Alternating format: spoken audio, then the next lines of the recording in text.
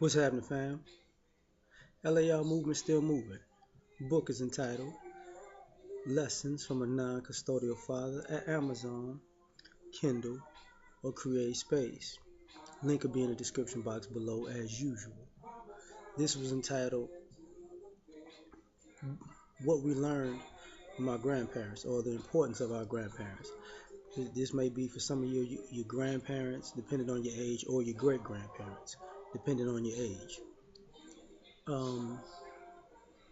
First, I'm going to start on the male side with granddad, and then I'm going to go to the grandmothers. First and foremost, the men usually die before the women. So some of y'all may have known your granddads for a short time. Some of y'all may have known them for a long time. Depends on what. But this came up when I was talking to O'Shea like last weekend. Your granddad is the guy who worked for decades to pay for the house that you grew up in, or the house that you used to like going to the most. Your granddad is the one who instilled the work ethic and the respect for hard work that was passed down, you know, because people have gotten away from a lot of these things, but this is why I'm bringing them up. You know, when you say, oh, you know, your granddad was the one who had the work car that was beat up, but it was paid for. But he had enough money. He always had money in his pocket. He always had money to have you do what you needed. Your granddad was the one that worked the blue collar job. It was a garbage man, or worked at the plant, or worked, you know what I'm saying, worked as a janitor. And when you got your education, was really the person behind you getting your education, because they was the one paying for stuff. That was your granddad. Grandmother could have done the same thing. I'm not gonna sit here and say that, not lie. But that was your granddad. The reason why your grandmother didn't get married or remarried when she was 60, 70 years old, because her responsibility after your granddad passed was to finish to carry on the job and finish what granddad had started, meaning the lessons that your grandmother had learned from your granddad. She felt an obligation to keep the family going in a positive direction. Granddad might not have said much. He might have been working too hard. Your granddad is the one who had to take the brunt of society's punishment and kept you sheltered from it. So when you didn't understand why people used to bring him a beer and leave him alone and wash his feet or something like that, or just, you know, let him watch TV for 4 hours, it's because you wasn't doing anything with your day. He was. He was the one, especially if you had a black granddad, he was the one getting harassed and called nigga, and people trying to kill him on his way to and from work every day, and picking fights with him every day, while he's doing more work than his co-workers for less pay, to keep a roof over your head, so you can actually have a foundation to get an education or a higher education, to get a better job than he had. You know, your granddad is the one who cleaned up well. You always saw him in work clothes, and then every blue moon he'd come out there with a suit. You'd be like, whoa. Well, that's why grandma kind of always said you fine. Okay. Excuse me. Your granddad was the one that told you there ain't no quitting in this family. You know, your granddad was the one who told your grandmother to not get on your ass when you started feeling yourself, when you accomplished something in life and act like you did it on your own, when you used granddad's work. You know, your granddad's the one that sacrificed his retirement money so you can get ahead in life. For a lot of you to go off when you grow up and sell a house. You know, your granddad is the one who taught that there was manners and discipline, and you're not just gonna go out into the world and do whatever you want, however you want, without consequences if it's negative. That was what your granddad taught. Your grandmother enforced these things. You know, this is why grandparents are so important. Your granddad taught you, whether you, some of y'all don't realize this, but your grandmother was happy.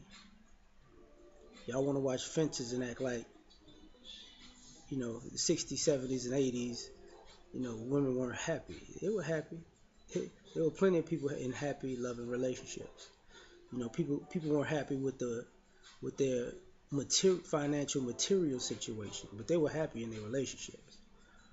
Um, but your granddad is the one that told you was gonna treat your grandmother with some respect. He gonna knock your ass out, and your granddad took that out in public, and people could talk all they wanted to your granddad, but let them step out of line with your grandmother, and they knew it was hell to pay. Your granddad was the one who rolled up on these crooked preachers when everybody was going and said, look, buy another Cadillac and see what happened to your ass. That was your granddad. Your granddad was the one who the hustlers and the players and the pimps would see in the bar, and they talk that shit outside. But when your hardworking granddad decided to sit down and have a beer, they knew good and goddamn well they ain't know they was dealing with a man and they was gonna get hurt. You know, the gangster didn't tell you, they, or you don't even know them old gangsters that was able to tell you that granddad wasn't no punk. Granddad would beat your ass.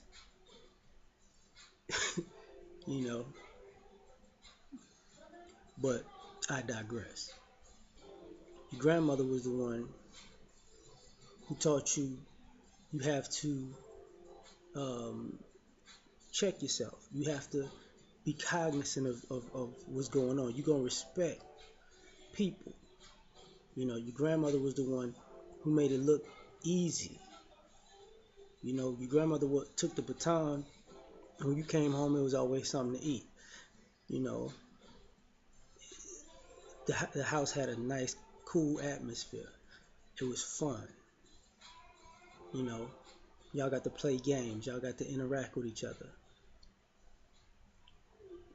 You learn etiquette, how to eat properly, how to talk properly. Yes, sir. Yes, ma'am. You know, how to have morals. And morals aren't when you get in your way. Morals is having integrity when you're not getting your way. You, your grandmother was the one who told you it wasn't cool to be an opportunist.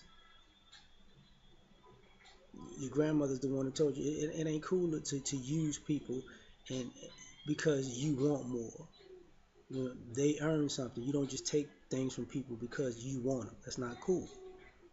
You know, your grandmother taught you how to respect other women and other men. Your grandmother taught you what God was. Not necessarily religion, what God was. To have a respect for life, God, life, and other people, in public and in private. Your grandmother was the one who didn't allow you to talk behind other people's back. If you couldn't say it to their face, don't say it. You know what? Your grandmother was the one who told you if you ain't got nothing nice to say, don't say nothing at all. You know, your grandmother was the one who reminded you that you didn't do it all on your own. Your grandmother was the one who said, look, people paved the way for you. So you're going to have to, so there's going to come a point where you have to pave the way for somebody else. That's your responsibility in this family. You know, your grandmother was the one who normally died last, and she left everything to your parents or your grandparents, right? And told them individually what to do.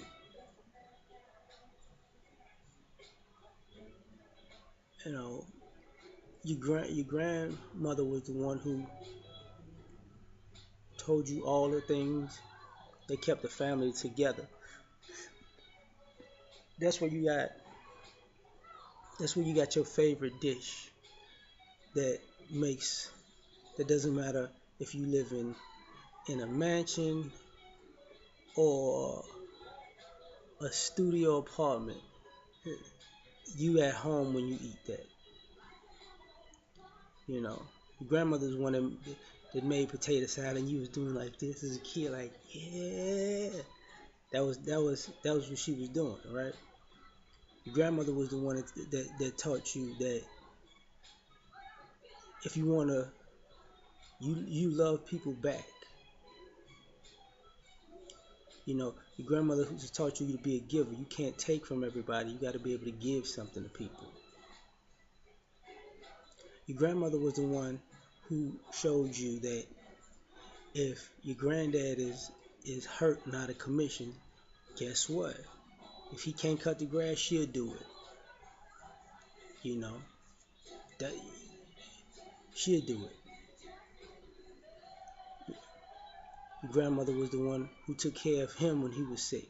He took care of everybody else, even when he was sick. But when he was so sick he couldn't work, she took care of him. And she got on y'all ass for acting like y'all not gonna take care of him, because she reminded you that you wouldn't even have clothes on your back or food in your stomach if it wasn't for the man that she was taking care of. You know, that's the importance of grandparents. And the reason I say that is because people got away from a lot of those lessons, and that's where our families deteriorated, because everybody wanted to act like our grandparents didn't instill these things in us because we wanted to live the American dream. Matter of fact, both of our grandparents, wanted us to live the American dream, but with our family values. That's what it was. So a lot of people went towards the American dream and left the family values, and now most people are complaining because most people can't get along, because the one thing that our grandparents did put in us is the fact that you can have everything in the world. If you ain't got family, you ain't got shit. Because your nice house and your nice car ain't gonna mean a damn thing when you ain't got nobody to share it with. And both of your grandparents used to tell you that. I'm out. Have a good one.